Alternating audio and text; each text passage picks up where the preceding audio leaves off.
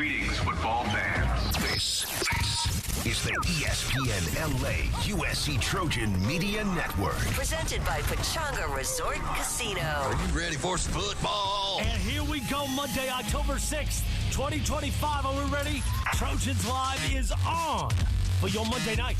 The bye week is behind us. Illinois is behind us. Time to get ready for the battle Saturday at the Coliseum. USC, Michigan. Welcome to Trojans Live. The exclusive USC Trojans Coaches Show. We know how it went against Michigan last season. Time to take care of the Wolverines. We'll talk to head coach Wigan Riley, and we'll get you set tonight on Trojans Live. Trojans Live is presented by Monster Energy. Monster Energy, unleash the beast. Unleash the beast. How do you do? The exclusive USC Trojans Coaches Show. Behind the scenes insights and breaking news from the student athletes who play for the Cardinal and Gold. Trojans Live for your Monday right now. Live from Los Angeles. Now with Shaun Cody, Cody Kessler, and Keely Eure, here is your host from Heritage Hall. Here is Jordan Moore. Hello and welcome to Trojans Live, presented by Monster Energy, right here on ESPN LA 710 across the USC Trojans Media Network. I am Jordan Moore alongside Shaun Cody and Cody Kessler and the head coach, Lincoln Riley. Head coach interview is presented by iTrust Capital, the official crypto platform of the USC Trojans. Coach, good to talk to you coming off the bye week. You have a couple bye weeks this year. Was this a well-timed bye week? What were you guys able to accomplish? Yeah, I think all buys are good. It's a good opportunity, no matter if it's after game 2 or game 4 or game 6 to look at what you've done, where you need to get better, have some time that you can really dive into it. I think this one for us this year in this moment was important just because of the health of our team. We have not been a very healthy team, honestly, really the entire year.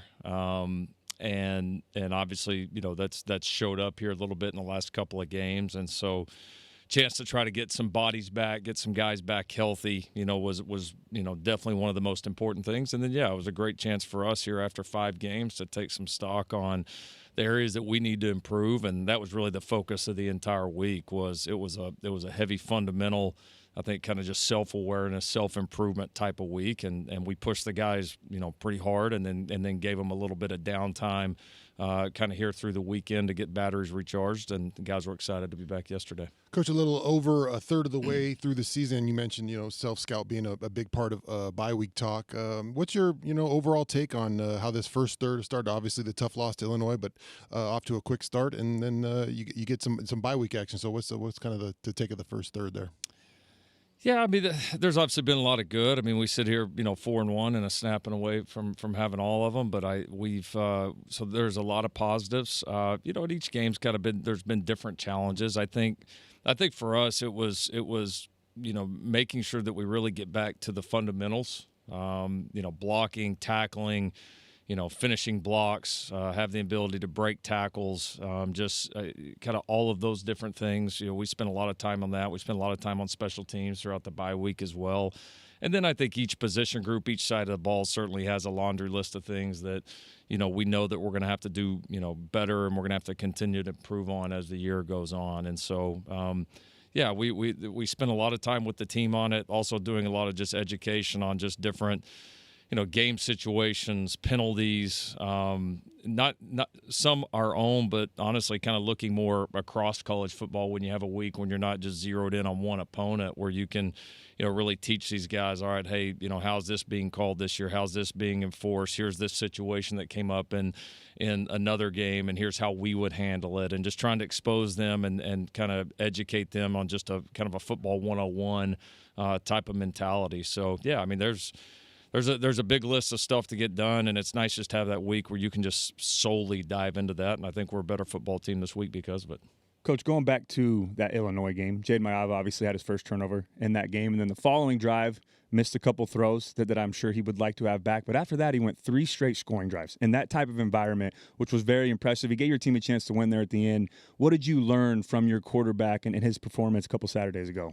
Yeah, he had 2 tough series in a row, like you said. We were driving and then had the pick and then missed a couple of guys on the next series. But honestly, I wasn't very worried in moment, just because that's what he's done in all of his starts for us, even going back to last year, is when he's had a stretch that maybe wasn't his best. Like he's always responded, and it did not surprise me one bit. He was fine on the sideline. He was mad that he missed a couple of those, but he was also, in a great place mentally. And so, we just came back out there and kept rocking and firing. And I think he's done what he's done his whole time. Although I thought, maybe even snapped out of it and was able to kind of right the ship, maybe even a little bit faster than in year one. And like you said, to be able to do it in that environment on the road against a good team, was big for our team. And the guy, every time he starts a game, he gives us a chance to win. Every single game that he's played for us, he's played. He's given us a golden opportunity to win the football game. So that's he's off to a great start in his career as a Trojan. And again, I just think the kid's going to keep getting better and better. Yeah. You're listening to USC head coach Lincoln Riley on Trojans Live. Coach, you've had to make an enforced change at center with Killian going down. John Ray Reed's played a lot of football, but nice timing-wise for the bye week for him, given how much communication is at that position, maybe chemistry along the offensive line. What's the biggest thing for swapping centers in the middle of the season? Yeah, we're probably in as good a position to do it as anybody. It's not easy for anyone. Centers this day and age, in every offense still, have a lot of responsibility. Yeah. We're no different. So, but I think just the chance to pump like all of those reps into him, throughout the bye week, and then obviously all week this week will be very beneficial. As you said, he's got game experience. He's had a lot of reps with us here, throughout spring, throughout camp, and so now it's just becoming easier for him just every single day to communicate and operate our group. The guy's a good player. Like he can. When the ball snapped, he's a good player, and he had a lot of really nice snaps the other day against Illinois. But I think to just be able to, like I said, give him 70-80% of those snaps, and he's just getting really comfortable, communicating with our guys.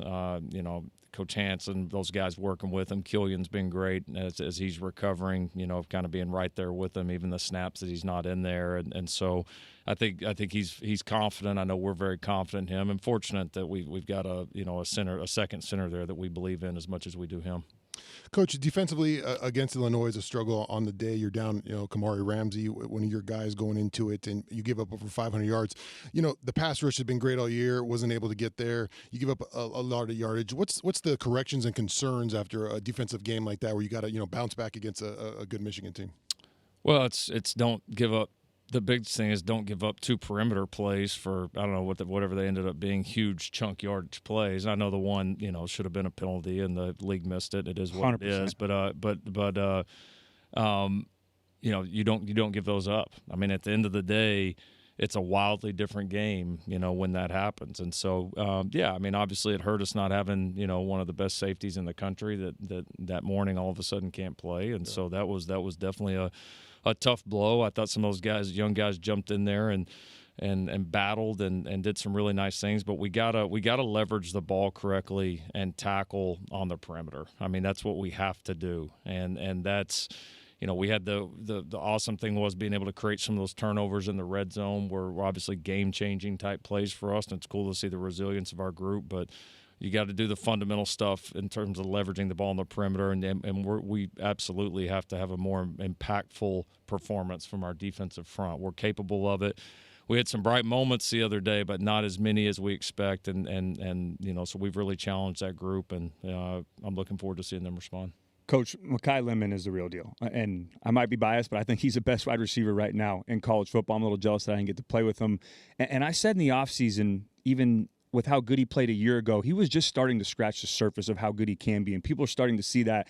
How much easier does it make your life as a play caller to have a guy like Mekhi Lemon at wide receiver? Yeah, it's great. It's not only a guy that can make different plays and you feel like gives you some advantages, but he's a smart player too. Yeah. And so the ability we have to move him around, to do different things, run different types of routes. He's a good blocker. We use him in a lot of ways to get him at the point of attack from a blocking standpoint. So, yeah, he's playing complete football right now. And guys like that, that you feel like, hey, we can use him in all these different ways. He can process it. He can execute it. He can make the plays when his number's called. I mean, it's that's what you work hard to develop. And when you have those weapons, it's fun to – it's certainly, designing it, calling it, all that certainly is a lot smoother.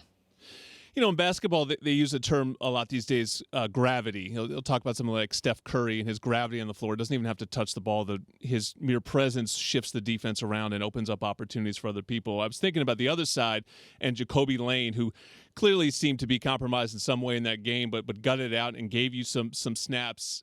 How much does his just mere presence change the equation when he's out there on the field with Makai? Well, it is. He's a unique matchup out there, and people have to sit there and decide. Am I going to commit 2 players to trying to defend this guy, or am I going to take my chances playing on one-on-one? And that's typically a matchup that we like. And so, yeah, it does. It makes a difference. And credit to that kid. He wasn't really even supposed to play a snap in that game, and that just kind of shows the warrior that he is. And so, hoping to have him back, kind of healthy and a little bit closer to full speed, which would obviously be a great thing for our team and for our offense, because he's got a presence in terms of kind of the coverage that he commands, but also just kind of his vibe and competitiveness is important for our team. He's just one of those guys that's a kind of a lightning rod. He's so full of energy, and when he's there, you definitely feel a difference. Not just, again, like I said, with the offense, but really with the entire program. He made a huge catch against Michigan last year. He could get his chance on Saturday again. USC versus Michigan. It's presented by I Trust Capital, and the game will kick off at 4:30 on Saturday. Trojan Tailgate Show will go on at 2:30. NBC has the broadcast coverage. We will talk to Coach about Michigan next on Trojans Live. Ready to take it to the next level? Unleash the beast this college tailgate season with Monster Energy. Tear into a can of the meanest energy drink on the planet. Monster Energy. Unleash the beast. And Trojans Live is sponsored by Pechanga Resort Casino, a proud partner of USC football. Jordan Moore, Shaun Cody, Cody Kessler, and the head coach Lincoln Riley getting you set for a big one. USC versus Michigan should be a special day at the Coliseum. And coach, this is really what the Big Ten merger or joining the Big Ten provides, right? I mean, you're just never going to get a Michigan to come to the Coliseum in previous years, and now you get this incredible opportunity on Saturday, and it should be a special day. No, it should. It's one we've definitely been looking forward to. And our fans have been looking forward to. It's a great kickoff time. I mean, it should be an awesome night. So 2 iconic programs getting a chance to go at it, and obviously, as you guys referenced, we had a hell of a battle against these guys last year that went right down to the wire, and so really looking forward to it. I mean, I think when this whole merger with the Big Ten and all of that kind of came to mind, I think these were some of the games you thought about first. It's like opportunities that would not have happened without us joining this league. So, it'll be a cool meeting, a historic meeting, and I can tell you our guys are really ready for this one.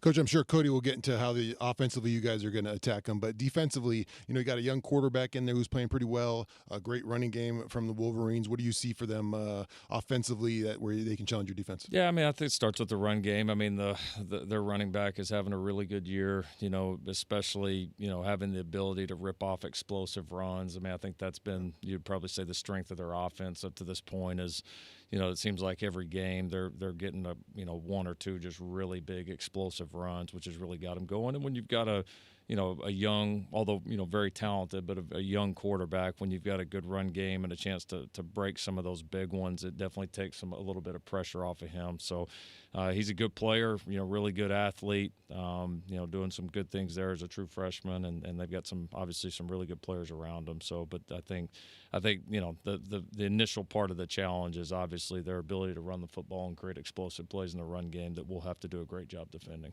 Coach, being one of the best offensive minds in football like you are, I'm sure you have a lot of respect for great defensive coordinators out there. Michigan has one, and Wink Martindale, historic defensive coordinator.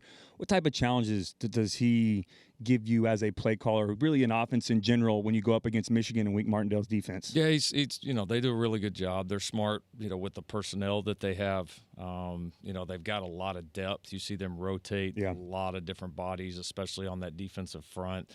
They've had a couple of guys return in the secondary over the last few weeks, I think, that have really, really helped them. And they're they're a really good defense. They are. I mean, they're a little bit different than what they were, what they were last year from a personnel standpoint, and they're still very capable. Obviously, they had two highly elite players on the interior last year that I kind of felt like they, in a way, kind of built that defense around. But they're really good on the edge. They're still got some really good interior guys, so a lot of depth on that defensive front. They tackle well.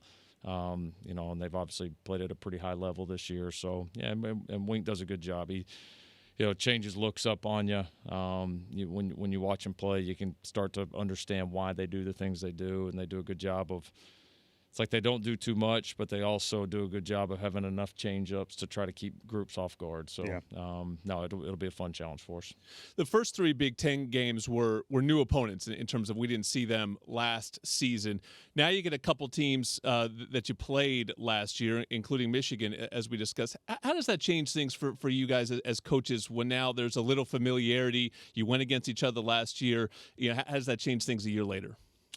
Yeah, I mean, I think schematically at times the chess match is just is a year down the road. And so, both teams obviously have the ability to look at, all right, well, how did we attack them last year? How did they try to attack us? And, people look at that, study it. It's probably just a different reference point that you have, compared to these others when, like you said, they're kind of the very first matchups and you're kind of filling each other out. So, I mean, I think both teams will take that into account, although, like I said, they're different on both sides of the ball, and we clearly are too. So I think that's kind of the fun in it as you go through these years and you have some of these same matchups with, same programs, same coordinators, some of the same personnel. Like, to me, though, that's kind of the fun of really getting established and kind of settled into conferences, that back and forth each year, and unique adjustments, and walking into a game where you know your opponent and they're going to know you a little bit better than maybe the first time around. So I think you got to relish that challenge and be ready to adjust and go let it rip from there.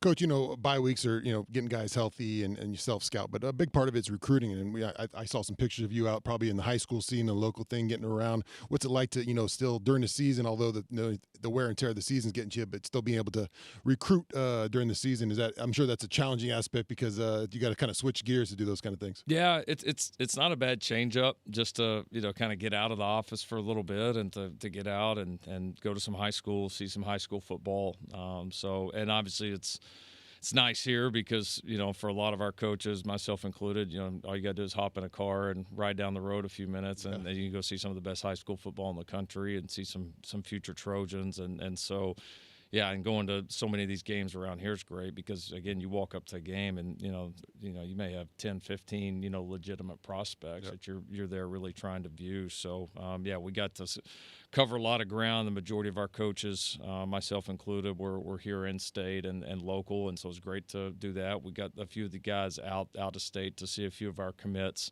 But got a lot of work done, and sometimes it's kind of a nice change up to just get out, watch somebody else play, kind of take that all in, and so I think we all enjoyed the chance to get out on the road.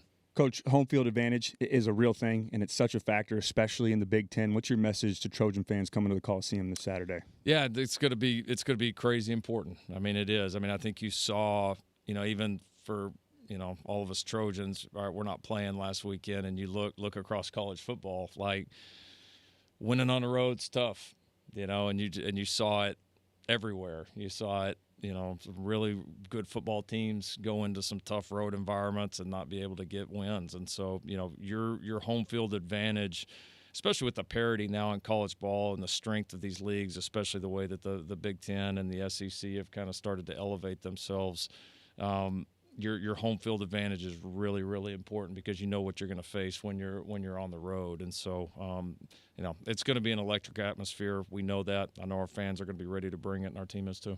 And I wish it was Saturday already. USC versus Michigan, presented by I Trust Capital, will kick off at 4:30 at the sold-out Coliseum. The Trojan Tailgate Show will go on at 2:30 across the USC Trojans Media Network. Thank you to Coach. Coming up next, we're talking to USC offensive tackle Justin Tauanuu. He's next on Trojans Live.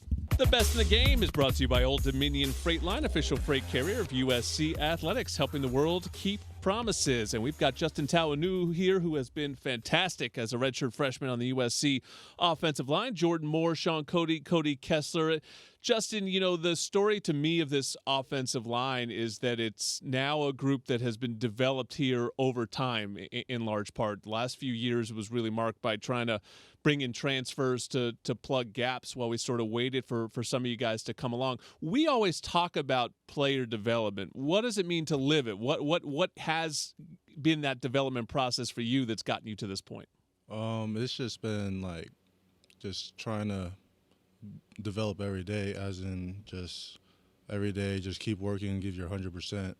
So like if your name's called up, you're prepared and ready to go, as in like last year for me happened in the bowl game when Elijah went down. I was pretty much prepared to go on and just do my best. What's the biggest difference for you between day one arriving at USC and now? Is it the physical side? Is it the mental side? I think the biggest difference is mental side, because when I first got here, I wasn't really like in tune on football to where now like it's completely different. It's like a whole different language. Like if any of you guys sat in one of our meetings, you might get some stuff, but no, I just played defensive line. That was very, very simple down. We didn't. It was offensive linemen always know. He doesn't know the quarterback offensive line talk. He doesn't know how complex it is. It's just a complete whole different language. But to me, it's like just normal now. Yeah, talk about your versatility, man. Going from right side to left side this year after some injuries occurred. That's not. I mean, we take it for granted you were able to jump over there, but that's not an easy thing. When some guys are just locked into only one side, you were able to make that switch. What's that switch like? It's been a pretty easy switch because last year I was always switching between right and left. I was just having just that versatility. It just really helped me a lot. So coming this year, like I was just able to just go to left and just like it's like a plug and play, like just work really well. So you would get reps during practice at both sides, kind of working in everywhere. So that allowed you to make that switch so easily. Yeah. Well, what's it been like getting to learn from Coach Hansen now, who took over the offensive line job this season? How has he helped you as a player in the offseason and now going into this year? He helped a lot, honestly. He just he brought drills that like really correlated to team reps and just game reps. Like we have this drill that's just called like cover lock, where we drive them and then they're obviously gonna try to play over the top, try to go make the play. So he wants us to drive them and then cut off that angle, and it just really helps like translate to the team. Yep. You're listening to Justin Tauanuu on Trojans Live, and it was sad to see Killian go down in that Illinois game. He's such a great leader for this team and a guy who has a tremendous story. But John Ray comes in. We were just talking about him with Coach. How does that change things for you guys when you bring in a new starting center and all the communication that goes with that? It hasn't really changed much, to be honest, because he's been working every day, working really hard. Just even though he was backing up Killian, he still gave like 100% effort every day, and it pretty much hasn't really changed much because now it's just a different guy, but still same IDs, same communication. How about working with Elijah Page? You know, obviously he's been hurt for a couple of weeks now, but I'm sure a mentor to you, kind of maybe similar trajectories kind of thrown in there when he maybe wasn't ready but took the bullets early and, figured out how to do the position. What kind of mentor has he been for you? He's been a great mentor. Like last week when I was taking left tackle reps, he always watched me, and he gave me some coaching tips to how to block a specific play. And if I messed up, he told me what I messed up on. Now, you're from Huntington Beach, correct? Yes. What has it meant to you to get to stay locally and play here at USC? It's great. It's great just to be a local kid, play at a great university, and just represent where I'm from. But was it always, and you can lie if you need to, but was it always USC growing up? Was that your dream school, or how did you end up a Trojan? Honestly, I didn't really have a dream school. Okay. Growing up, but as I grew older, I just realized SC is just where I want to go. That's awesome.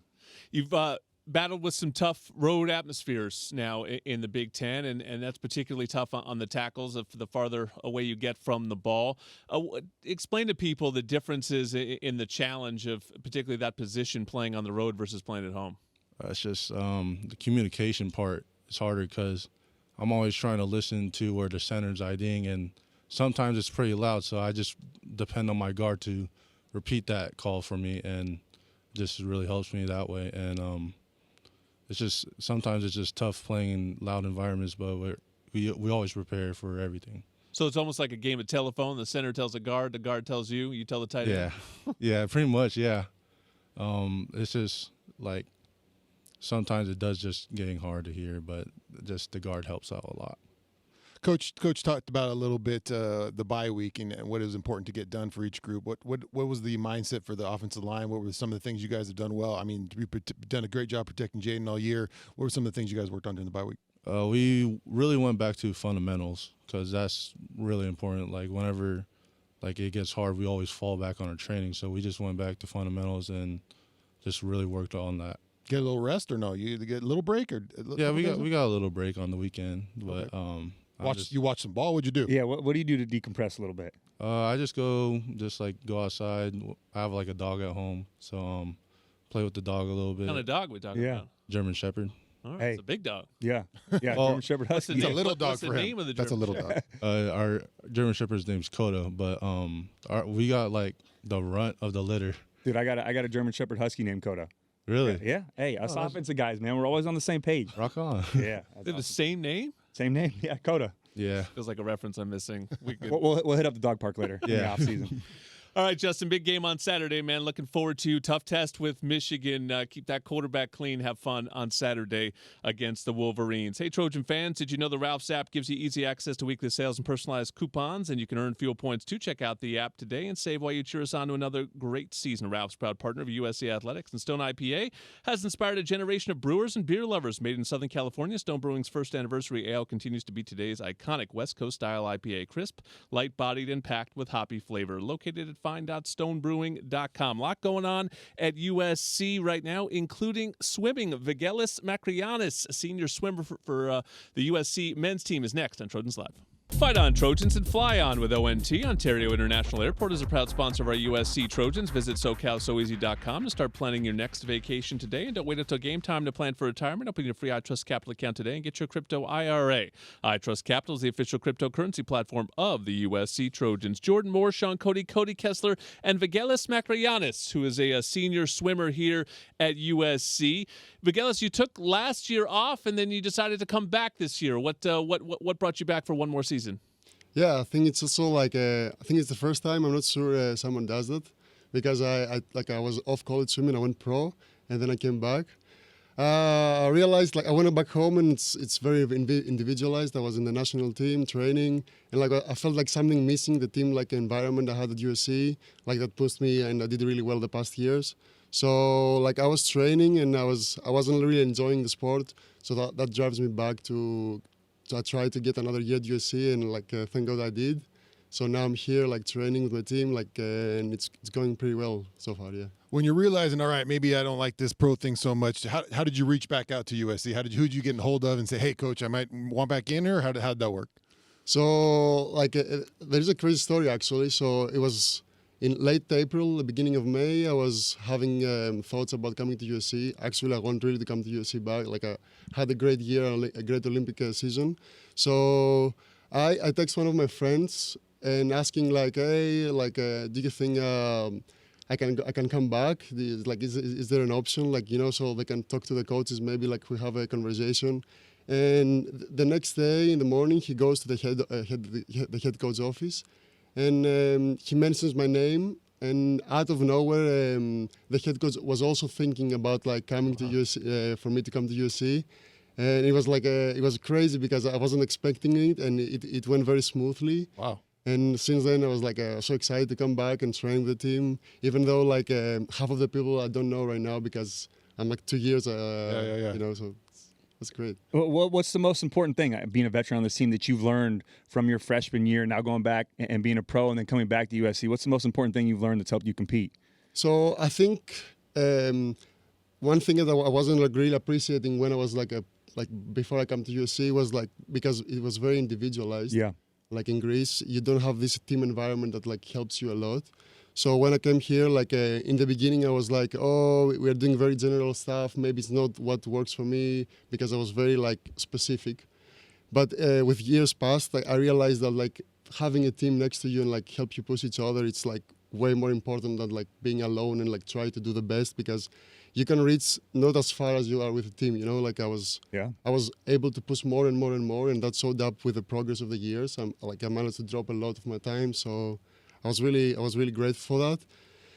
And yeah, like it's a long ride, and I really enjoy it. Like, and also like is like consistency. You know, you have to like sometimes nothing changes like in the moment, but like looking back 4 years ago, I was like in a completely different place. Like in terms of like a ranking, like I feel faster. I'm faster. So like nothing changing until everything changes. You know, like now I'm in a different place. Like that's awesome. That's great perspective. You're listening to Vaggelis Makrygiannis on Trojans Live. You were an Olympian last year. What was that experience like for you? Yeah, so I'm a 2 times Olympian. I went to Tokyo 2021, which was very, very different. Yeah, this one seemed a little bit more fun than it was COVID like, Tokyo. Yeah, Olympics. COVID was like no audience, nothing, no fans. So this one was actually really exciting. I really liked it. It was in Paris. Like the first time I was in a in a stadium full of crowd. Like it was like I was getting goosebumps every time I was entering the arena. It's like an amazing thing to represent also my country. For me, it's very like I'm really grateful for like having this opportunity. Yeah, well, like being able to see different countries is also amazing. Like see other people, like see the cultures. Like it's like a great like celebration event. Like yeah. So just a backstroker, right? We're always swimming on our back, never flipping over and going, right? It's always like for the Olympics, I was also doing the backstroke. Yeah. Okay. I also know the other strokes, you know. Like, backstroke is that's what works for me. So that's the one, right? Yeah, so exactly. What take us through that, right? Because you're not really seeing where you're going. You're kind of marking off flags. What is it? What's it like not knowing where you're swimming? So like here at USC we have an outdoor pool, so it's even more hard because you just look the sky and you hope you don't like hit the lane line sometimes, because when you do max effort you can really control like where you're going. So yeah, sometimes you go close to the lane line to hope like you see with your eyesight, okay, this is like the lane line is here, so like I'm on the right way. Because it's also dangerous if you see me on the other side and someone else coming, like you can like it's not good. What was that transition like, moving from Greece to the United States and now living in Los Angeles and Southern California? So like it's different because in the US, in Greece was so different. Like I was just waking up, going to practice. I was like alone most of the time, and now here you're surrounded by everyone. Like you have like every day 6 a.m. practice. I didn't have it like back home. I was like training later because like I didn't have school. So like there are so many different things. But the moment you get used to it, like you really like start enjoying it. It's the best. Yeah. Have you guys ever been to Greece? I've not. No. Oh. Vaggelis is from Athens. But if you could recommend one Greek island. Oh, I thought you were gonna get a food question. And what the heck? Well, what you want a restaurant recommendation in Athens? How about an island recommendation? So if guys could go to one island, which should they go to? Like everyone goes to Athens. You have to go to Athens. Exactly. You have to see everything historical. Obviously, that's destination one. Everyone knows also Mykonos. I think it's like the party island. One of the most Greece. famous. Yeah. Yeah, I would say. Is Shaun maybe a little too old for Mykonos at this stage? yeah. Less partying. A lot of gray in that beard. Yeah. In terms of if you want like if you like the food, if you want to see the food, or like, we like the food. Yeah. you want to see the ancient like structure and everything. I think one like a really nice island that I know is like Kufonisia. It's like it has the most beautiful water you can see, like crystal blue waters, like in really nice beaches. That's what we want. You just get a beer and you just enjoy, relax. You know, it's speaking my language. I've been to Crete. Crete is also like Crete is like the biggest island in Greece. Has everything, like you can produce like every type of food. It's like the food there is magical. Like my favorite place to eat is like from Crete actually. So there were, like, fun fact, it was a Greek festival yesterday, and they had Crete olive oil, Crete like honey, and I just grabbed everything. It's really hard to find here. Time to get on the bucket list, man. I'm ready. Yeah, you're gonna have to take all of us to Greece now in the off season. That's a good time. All right, you got a big meet coming up this weekend. The USC Invitational will be at Utangzu, so good luck with that, and thanks for taking some time with us on Trojans Live. Keely Eure is next. Want the inside scoop on this game and all things Trojans? Be sure to sign up for the 3 Torches presented by Smart and Final. It's a free newsletter that'll hit your email inbox 3 times a week with game info, player insights, and more. Go to usctrojans.com/3torches and sign up. At Monster Energy, the official energy drink partner of USC. Tear into a can of the meanest energy drink on the planet. Monster Energy, unleash the beast. Keely Eure joins us now for our Football Roundtable, and this is the one we've been waiting for, guys. I mean, when the schedule came out long ago, certainly people like us, this is the one that you circle, and it's an interesting matchup. You know, I watched them sort of take Nebraska apart by using their pass rush. I think that there's strengths and weaknesses with this Michigan team. What scares you the most about them as an opponent? I think this is going to be a tough running team, obviously. I am curious to see who shines as far as running team. Is it because if you look at the Big Ten, it's Michigan and USC 1-1, so 1-2. So who's going to win in that regard? So I'm curious about that. So curious what you guys think as well. Yeah, I agree. We have to stop the run this week. That was a big issue against Illinois. Justice Haynes, the running back for Michigan, is one of the best in the Big Ten, really one of the best in the country. He transferred from Alabama. He's playing at a high level right now. They have a younger quarterback, and I always say when you have a young quarterback, especially a freshman, you got to lean on that run game. They have done that. This offensive line is one of the best in college football right now as well. So, yeah, if USC can't correct those mistakes from a couple Saturdays ago and stop the run, it's going to be a long day for Is their the offense Trojans. more diversified, though, than it was last year? I mean, last year was so one note, and we still ultimately the one big run all of a sudden changed the game in Michigan's favor. But they could do a little bit more now, right? Yeah, they can throw the ball a little bit more. Last year we saw them maybe at the right time, but they just didn't have the quarterback situation figured out. But I think for me, it's really going to come down to physicality. I think if you watch that Illinois game, they challenged us with the physical brand of football, and I don't know if we were necessarily ready for it. It looked like we kind of got caught off guard. I don't know if there was other factors that kind of went into that, but they challenged us physically. They were prepared. They knew what kind of game plan they wanted to run against the Trojans. You hear about their offensive line coach and what he said after the game, how we wanted to challenge them, and they lost that challenge. But that doesn't mean that's the end of, trying to be a physical team. You have a big bye week where you can work on that kind of stuff, and you have a big challenge here where you get a team that's coming into your place. There's no excuse for not having the correct mindset, energy, and physicality turned up for this one, because you're going to have to bring that in this challenge. Yeah, and when you look at the challenge that sort of I was mentioning at the top, last year the interior of that Michigan defensive line was phenomenal, and then Mason Graham gets taken, 5th overall or something very early in the draft, and they were really talented there. But I watched that Nebraska game, it seemed like the edge, and that's like something I brought up the other day. These are areas where I think right now we look at them as USC's strengths, right? USC's not giving up a lot of sacks. Elijah Page is an elite tackle. You hope to have him back this week. Justin Tauanuu has been fantastic. We talked to him. Tobias Raymond's been excellent. So they feel good in that area, but all of a sudden you start seeing first-round draft picks on the other side, and you find out how good you are. Yeah, I think with Yakas, or with Akas, the end from last year. Oh, yeah. He had some good plays against the Trojans, so that's it's something you got to work in going to the bye week. That's another week of being prepared at those positions where you get Elijah Page back. So those guys will be challenged up front. The defense they have, the DC they got, they're going to challenge them. You feel I've been feeling pretty good about this offense. I think one of the things going into the season was like, where's this offense going to be?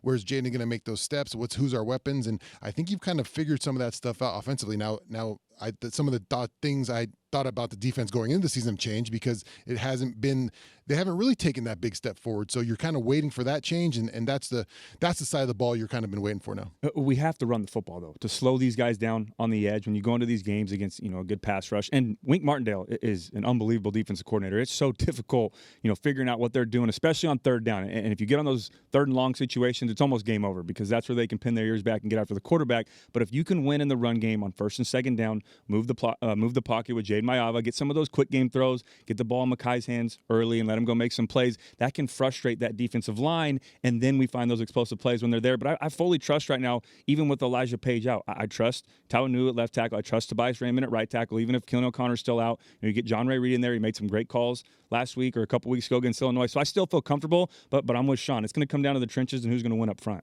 I'm really curious how Riley's going to attack this, because, we've seen this matchup before in the sense that Michigan is number 7 in run defense, but 59 in passing defense. When we look at Michigan State, that was a team where we're like, okay, USC is going to take advantage that they're not as great on the back end, but then USC ended up with more rushing yards than passing yards in that game. So do you replicate that, and can you get that same success on the ground? Yeah, I think that's based on the game, how it kind of unfolds itself sometimes. Some of those numbers can be, you want to attack a team this, but you see a weakness here or whatever Coach Riley sees and how the game unfolds with the running attack or passing attack. He's going to press that button and keep pressing that button and that kind of stuff happens. What is USC's greatest advantage that you see on film going in if you were looking to attack? I think perimeter right now with Mekhi Lemon. Hopefully Jacoby Lane's healthy. Jade Maiava's playing as good as anyone right now in college football. Yes, established a run, but we have to be able to have those explosive plays in the pass game. Go out there and throw the football over the field. Let the run game come naturally. But if we can't protect, then it doesn't mean anything. But, yeah, I really think we can get Jade Maiava going. In this game, you're at home, too. We're not going to have to worry about the communication issues. You're going to be able to be great in communication pre-snap and post-snap and confirm what you see with your eyes and then take advantage of the big plays down the field when they're there. This is a cheesy football answer, but I'm curious to see if USC uses the loss to Illinois in the bye week as a chip on their shoulder. Like, is that something that they can come out with and have that fire against Michigan, you know? It absolutely is. I don't think it's cheesy at all. I mean, this was my point about Illinois coming off spanked by Indiana, where you go, oh, well, that means Illinois is bad.